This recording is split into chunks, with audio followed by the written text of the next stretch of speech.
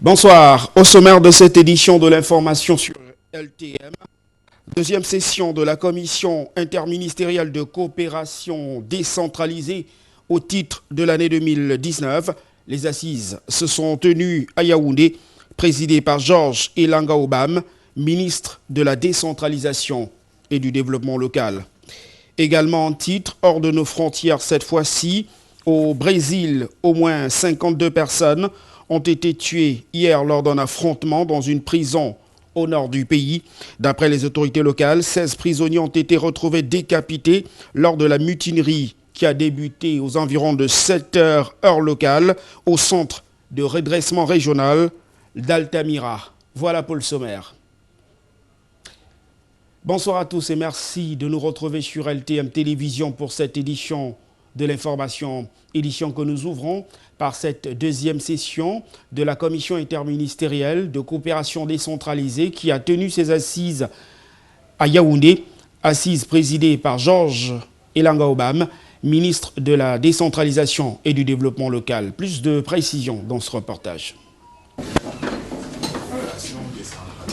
Dès sa prise de parole dans une salle de conférence du ministère de la décentralisation et du développement local, Georges Elanga Obam fixe le cap de la rencontre. Au cours de nos travaux, nous procéderons à l'examen et à la validation du guide de coopération décentralisée.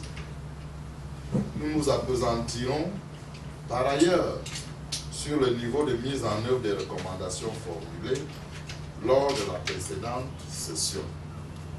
Distingués commissaires, mesdames et messieurs, il m'a été donné de constater que les collectivités territoriales décentralisées tirent peu profit de la coopération décentralisée.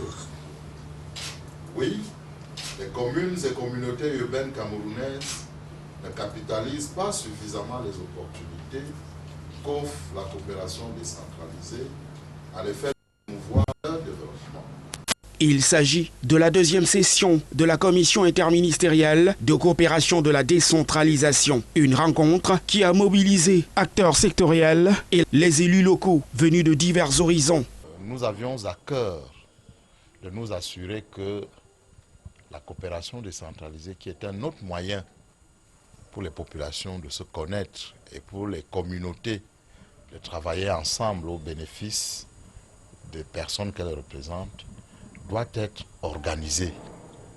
Jusqu'à présent, beaucoup de nos maires ne se sont pas toujours conformés à ce que le droit a prévu en la matière. Au-delà donc de la mise à niveau des magistrats municipaux sur le droit et la gestion communale, cette assise a permis d'évaluer le guide de la coopération décentralisée, instrument qui devrait permettre aux maires de mieux évaluer les conventions qu'ils signent. Les textes qui régissent la coopération décentralisée peuvent être améliorés. Et nous avons mis en place un dispositif qui va réfléchir à cette amélioration.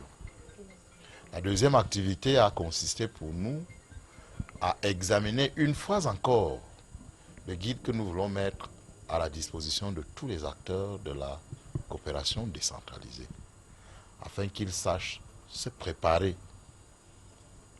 pour discuter, pour convenir, afin qu'ils sachent conduire les activités liées aux conventions qu'ils signent et afin qu'ils sachent les évaluer. Du ficelage des dossiers à la signature des conventions, il y a donc plusieurs étapes et la rencontre de Yaoundé tombait pour ces élus locaux à point nommé. Nous venons ici de faire un important travail, celui-là de mettre en place un guide pour la coopération décentralisée en matière de formalité. Donc nous ne pouvons pas signer des conventions sans respecter ce que dit la loi sur le plan intérieur. Au cours de cette rencontre, qui a permis de faire le bilan de la première assise, le ministre de la décentralisation et du développement local a invité les édiles, acteurs sectoriels, à s'impliquer davantage dans la promotion de la coopération décentralisée en vue de booster l'action du développement local. L'Ouest du Cameroun évalue les projets inscrits dans le cadre de la consommation du budget d'investissement public pour le compte de cette année 2019. Au bout de 6 mois d'évaluation sur les 736 projets arrêtés. Seulement 205 ont été exécutés à ce jour. À l'origine de ce résultat mitigé, des lenteurs observées dans l'attribution des marchés. Adrienne Nobodem, Herbert Kwam. À l'entame de l'exercice budgétaire 2019, la région de l'Ouest Cameroun s'engage à mener à bien 736 projets. Rendus au premier semestre, seuls 205 sont attribués. Le taux d'exécution physique des projets BIP dans cette partie du pays est de 22% contre 18,83% à la même période de l'année précédente. Taux d'exécution financière, près de 2%, idem qu'en 2018. Constat fait aujourd'hui par les membres du comité technique régional de suivi participatif de l'exécution physico-financière des projets BIP. Pour ce qui est du classement par département, l'Undé occupe la première marche du podium avec 33,34%. Le ONCAM, bon dernier, avec seulement 12%. Pour ce qui est des collectivités territoriales décentralisées, sur les 40 communes, le deuxième arrondissement de la ville de Bafoussam se démarque et occupe la première marche du podium avec un taux d'exécution de projets BIP de l'ordre de 91,3%.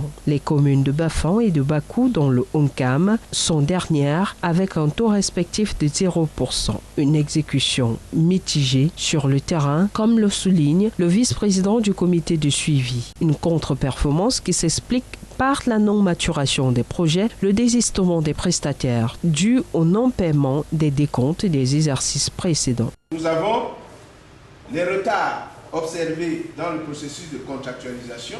La mauvaise pratique identifiée est celle des commissions internes au niveau des communes. On note également, à mi-parcours, que certains marchés ont été déclarés infructueux. Les prestataires manquent d'engouement. C'est une forte dotation. Mais sur le terrain, on se rend compte que l'utilisation est disparate. Je crois que les différents acteurs n'ont pas encore suivi exactement là où on va. D'où la nécessité et même une recommandation forte pour ce comité de demander qu'il y ait des cellules d'animation des différents acteurs sur le terrain. Les travaux de Bafoussam débouchent sur plusieurs recommandations. La principale, l'implication et la synergie d'action de tous les acteurs de passation, d'exécution et des suivis de l'exécution des projets BIP à l'Ouest Cameroun. À titre de rappel, la région a bénéficié au titre de l'exercice budgétaire en cours de 736 projets pour une enveloppe globale de plus de 13 milliards de francs CFA. 76,18% de cette dotation sont transférés aux communes contre 23,82% pour les services déconcentrés de l'État du Cameroun. Parlons à présent du budget de la communauté urbaine de Douala, soit 82 milliards de francs CFA, passés au peigne fin par les grands conseillers au cours de la session du conseil tenue dans la salle de l'hôtel de ville, qui a par ailleurs permis de dégager des recettes mobilisées de l'ordre de 17 milliards de francs CFA, soit 32,8%. Les précisions de Frédéric Moutomé et d'Étienne Monté. À l'actif des mesures. De l'évaluation faite par les grands conseillers de la communauté urbaine de Douala pour les 6 premiers mois de l'année budgétaire 2019, il ressort que de nombreux projets initiés par l'édile de la ville sont en arrêt à raison de plusieurs contingences. C'est 50 milliards de francs CFA avec à peu près autant de kilomètres linéaires de pavés. Le ralentissement artificiel dû aux contraintes de la trésorerie rencontre dans le ralentissement naturel le début des pluies. Malgré ces contingences diverses, la ville de Douala, porte d'entrée et de sortie du Cameroun, fait face aussi à un problème criard de mobilité. D'ailleurs, de Douala 1er à Douala 5e, les routes sont dans un piteux état, d'où la décision d'un plan d'urgence de 120 millions de francs CFA pour boucher les trous, nids de poules et autres bourbiers. Vous avez vu, le Conseil a approuvé et autorisé qu'il y ait un décaissement d'urgence de près de 110-120 millions de francs CFA pour colmater ces trous pour que les populations soient soulagées jusqu'à la reprise des travaux, c'est-à-dire jusqu'au mois d'octobre. Il est aussi question à travers cette action du Conseil communautaire de faciliter la circulation urbaine en attendant la reprise effective des grands chantiers dès le mois d'octobre 2019 prochain. Les travaux qui sont adossés sur le budget propre de la communauté urbaine vont reprendre effectivement en octobre. Parce que même si la trésorerie est abondante maintenant, la reprise ne peut pas être efficace avec la pluviométrie. Donc que les populations prennent leur mal en patience.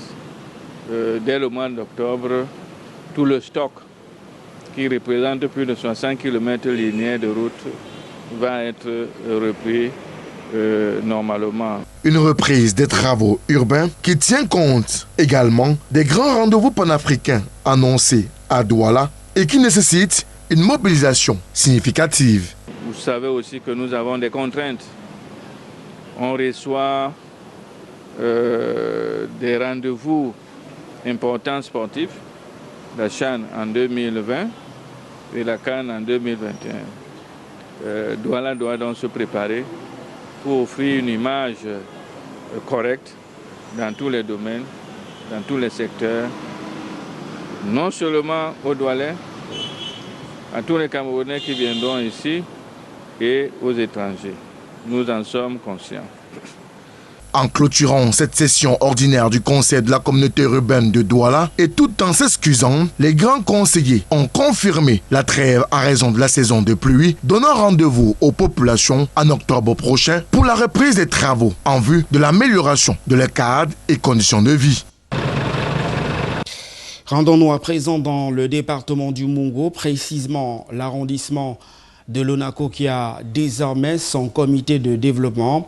Ce comité de développement qui a pour président d'honneur maintenant Georges Christol, par ailleurs président de la session RDPC Mungo Nord-Ouest 2, a vu le jour le week-end dernier au cours d'une rencontre réunissant les fils et filles de Lonako à Balondo, Jean-Germain Yedna, Château Envalon.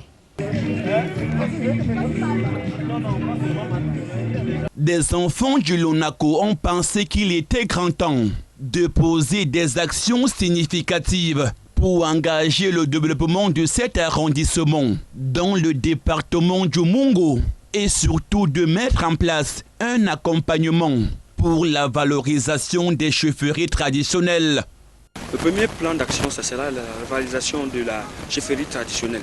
Parce que nous avons constaté que depuis un certain temps, elle est mourante. Donc la première action, pour nous, ça sera d'offrir à chaque chef de village du comité de développement un papier déjà en tête par rapport à la communication. Parce qu'on s'est rendu compte aujourd'hui, cette chefferie est mourante. Le chef aujourd'hui veut s'adresser à sa population, il n'y a aucune considération. Le chef aujourd'hui veut s'adresser à sa hiérarchie qui est la sous-préfecture, il n'y a aucune considération parce que rien n'est matérialisé. Cette rencontre du canton Balondo, qui a reçu l'onction des dépositaires des traditions ancestrales et qui a été rehaussée par la présence du sous-préfet de l'arrondissement du Lonako, est un nouveau départ pour ses fils et filles vers une mission de rassemblement, de mobilisation des énergies pour la mise en place des stratégies nécessaires afin de faire du développement une question primordiale dans le Lonako. Avec la naissance d'une nouvelle association appelée CODAN, le Comité de développement de Lonako, dont l'objectif est de rassembler tous les enfants de Lonako autour des objectifs de développement. C'est une initiative attendue, espérée par les populations, qui sont venues nombreuses pour assister, et soutenue par nos chefs traditionnels, qui sont les gardiens de notre coutume. Nous allons maintenant nous appuyer sur les présidents des comités de développement. Parce que pour qu'un comité de développement puisse survivre, il faut avoir l'impulsion des présidents des comités de développement des villages. Si les présidents des comités des différents villages de Lonako ne sont pas impliqués, nous ne pouvons rien faire nous seuls. Nous sommes là juste comme un guide, mais nous allons travailler en collaboration avec tous les présidents des comités de développement des cantons, des villages de canton de l'ONACO. Nous savons bien que le l'ONACO a deux cantons, le canton Balondo et le canton Bakaka. Mais j'ai dit, tout le monde doit mettre la main dans la pâte. Le l'ONACO a plusieurs élites, une très grande élite, une grande élite. Le l'ONACO a toujours été récompensé par le président Paul Biya. Et nous devons nous aussi accompagner Paul Biya dans ses idées de l'émergence en 2035. C'est pourquoi nous appelons toute l'élite de mettre la main dans le Codan afin que ce comité soit efficace, afin qu'il pose des actes concrets, des grandes philosophies, des grands discours. Un bureau du Codan, comité de développement de l'arrondissement du Lonako, qui a pour président d'honneur Georges Christol Manon. Par ailleurs, président de la section RDPC, Mungo Nord-Ouest 2, qui a profité de cette tribune pour prodiguer des conseils à ses frères et sœurs. Ce que j'ai vu me réconforte et me rassure parce que ceux qui sont à l'origine, ce sont les jeunes, la force montante, ceux-là même qui ont pris conscience qu'il fallait faire bouger les lignes. Et ils ont voulu que nous les accompagnions dans cette tâche que nous avons acceptée avec joie parce que cela correspond à nos aspirations.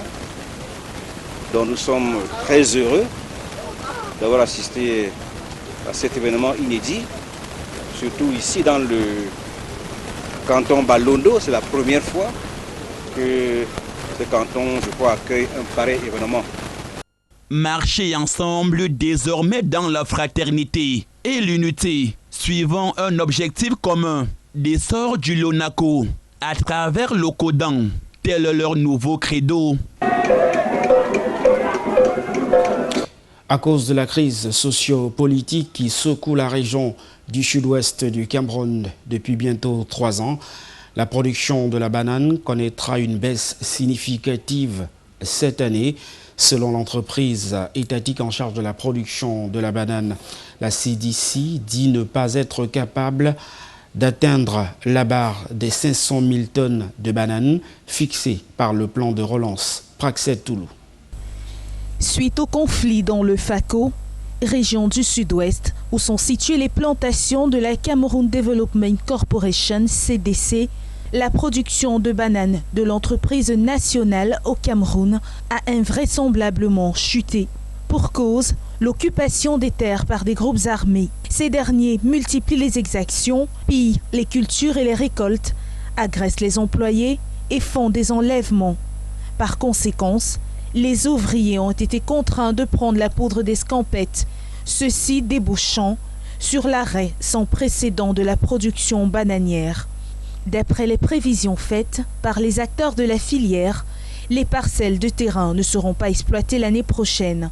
De ce fait, les 7314 salariés employés ces 2 dernières années par la CDC seront au chômage. La production nationale de bananes sera toujours largement dominée par la filiale du groupe français Compagnie Fruitière. Dans ce contexte actuel, il est donc difficile d'atteindre l'objectif de 500 000 tonnes de bananes à l'échelle nationale fixé dans le cadre du plan de relance économique. Au 31 décembre 2018, la production sur le plan national était évaluée à 210 967 000 tonnes exportées contre 277 194 000 tonnes en 2017. Bientôt 3 ans que ça dure et la courbe de production continue d'être décroissante. Une courbe qui met en mal toute l'étendue du territoire national, qui porte les stigmates de cette baisse de production. Une baisse qui touche même jusqu'au niveau du prix du marché. La banane devient alors un luxe ou une denrée rare. Et si quelque chose n'est pas fait, la situation pourrait être encore plus difficile dans les prochains jours. Avec des pertes de 400 000 tonnes de semences selon le Conseil interprofessionnel du cacao et du café, le Cameroun peinera à atteindre la barre de 600 000 tonnes de cacao d'ici à l'horizon 2020. C'est l'information à retenir de la réunion préparatoire du lancement de la campagne cacaoyère 2019-2020 tenue à Yaoundé. Reportage. C'est l'une des cultures de rente du Cameroun, source de devises du pays, le cacao. Pourtant, la production de ce fruit des cacaoyers est menacée, faute d'intrants. Selon la représentation professionnelle de la filière du cacao au Cameroun, les pertes de 400 000 tonnes de semences ont déjà été enregistrées. Et c'est sans doute pour pallier à la pénurie à venir que la Société de développement du cacao a présenté à Yaoundé les perspectives pour assurer le développement de la filière lors de la deuxième réunion préparatoire au lancement de la campagne cacaoyère 2019-2020. Où à chaque kilo de cacao qu'on exporte ou de café, il y a un prélèvement de X francs le kilo, et entièrement consacré à la relance de ces filières. Je pense que ça ne sera pas comme on l'avance, peut-être que à l'horizon 2020, qu'on atteigne les 600 000 tonnes qu'on avance, mais je pense qu'à l'horizon 2030, nous ne serons pas très loin. La situation est préoccupante, ce d'autant que la croissance soutenue des exportations du cacao sur la période 2013-2017 a connu une tendance décroissante du fait de l'insécurité grandissante dans les régions considérées comme des bassins de production il y a quelques mois. Les producteurs doivent savoir qu'à l'heure où je vous parle, il y a des transformateurs qui recherchent le cacao pour leurs usines. Là où je vous parle,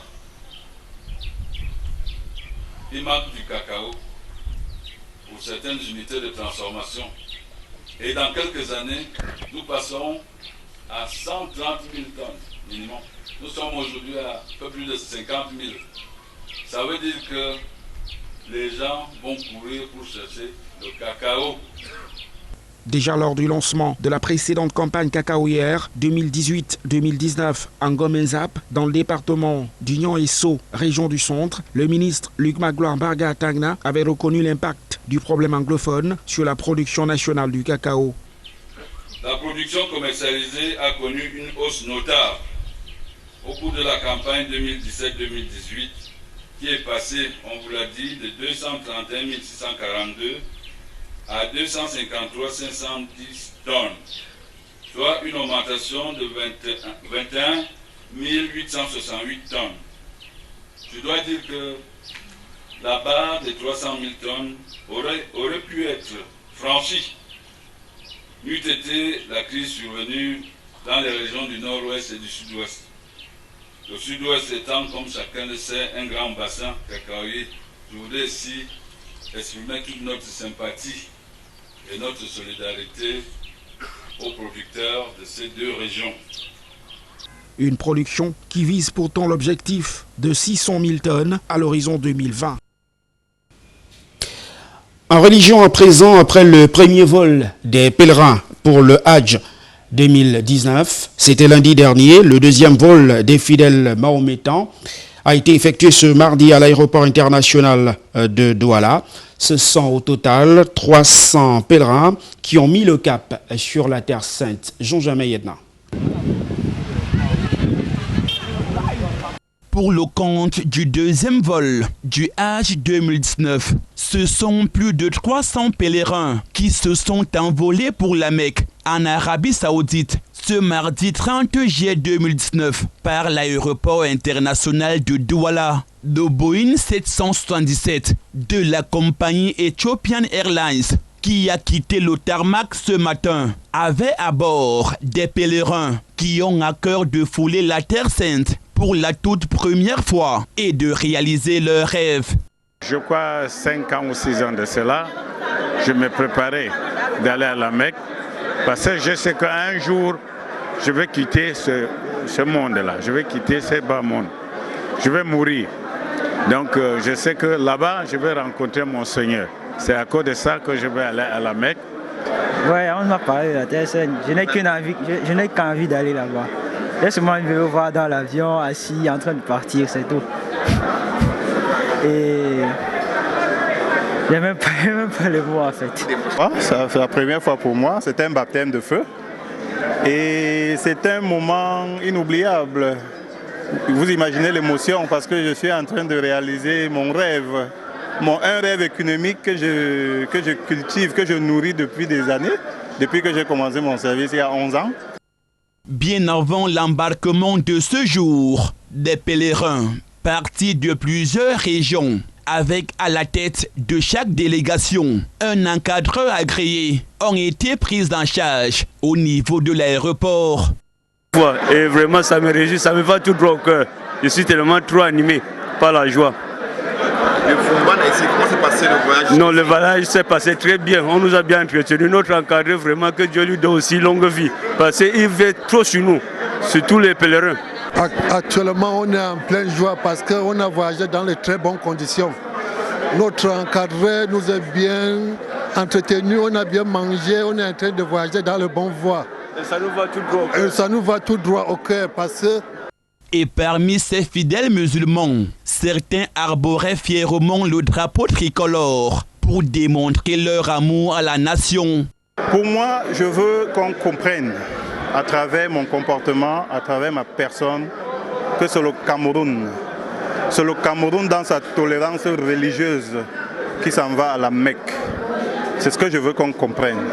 C'est pour ça que je traîne ce symbole national qu'est le drapeau, pour marquer mon appartenance à ce pays que j'aime, à ce pays de grande tolérance religieuse qu'est le Cameroun. Occasion pour les fidèles du prophète Mohamed de remercier de vive voix le chef de l'État pour son geste de générosité à l'endroit des pèlerins du Hajj 2019. On remercie aussi le chef de l'État parce que le prix qu'on a payé, ce n'était pas le prix là, il avait pris une partie en charge. Comme beaucoup, tout ce qu'on peut dire au chef de l'État, c'est de lui souhaiter longue vie, et oui, la prospérité, et que la reine règne 10 000 fois ici au Cameroun. Parce que c'est un président qui mérite quand même le président. Des pèlerins en route pour la Mecque, en Arabie Saoudite, dans le but d'accomplir le 5e pilier de l'islam, qui ont promis, une fois arrivés en Terre Sainte, d'élever des prières pour la paix au Cameroun. Arrivé là-bas, nous allons prier pour que la paix règne à nouveau dans notre pays, le Cameroun, surtout avec les problèmes au nord et au sud-ouest. On va prier pour que la paix règne à nouveau sur tout le territoire camerounais. Nous sommes en train d'aller à la Terre Sainte pour que nous prions de plus, pour que la reine règne encore de plus ici au Cameroun. C'est tout ce que nous souhaitons. Oui, quand il y a la paix, il y a la réussite. Mais dans mes prières, en plus de tout le bonheur que je souhaite à mes enfants, à mon épouse, à tous ceux que j'aime, il y a au-dessus de tout ce pays. Il faut que nous allons prier pour ce pays. Dans mes prières personnelles, que ce soit autour de la Kaaba ou de la grande mosquée, je vais prier d'abord pour la paix au Cameroun parce que le Cameroun c'est la paix. Ce pays est un havre de paix. Après le premier vol du lundi dernier et celui de ce mardi 30 juillet 2019, le troisième et dernier vol du Hajj 2019 pour un total de plus de 900 pèlerins est prévu ce mercredi 31 juillet via l'aéroport international de Douala.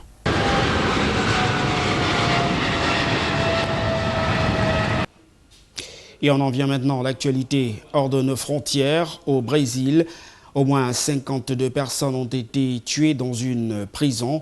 Selon les autorités locales, 16 détenus ont été retrouvés décapités aux premières heures de la matinée hier à la suite d'une mutinerie survenue au centre de redressement régional d'Altamira. Plus de détails dans cet élément.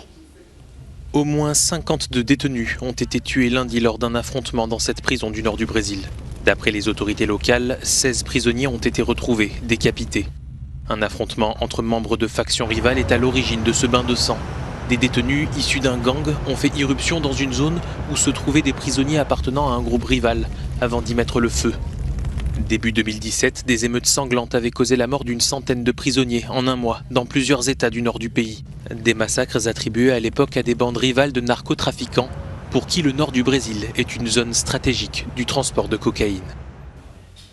Et puis en sport à présent, de nouvelles de l'Afro-Basket. Dames, le Sénégal hérite du groupe B avec le Nigeria et la Tunisie. C'est la conséquence du tirage au sort effectué ce mardi dernier au pays hôte qui va abriter la compétition du 9 au 18 août prochain. Zobel Apollinaire Mbon nous présente les adversaires du Cameroun.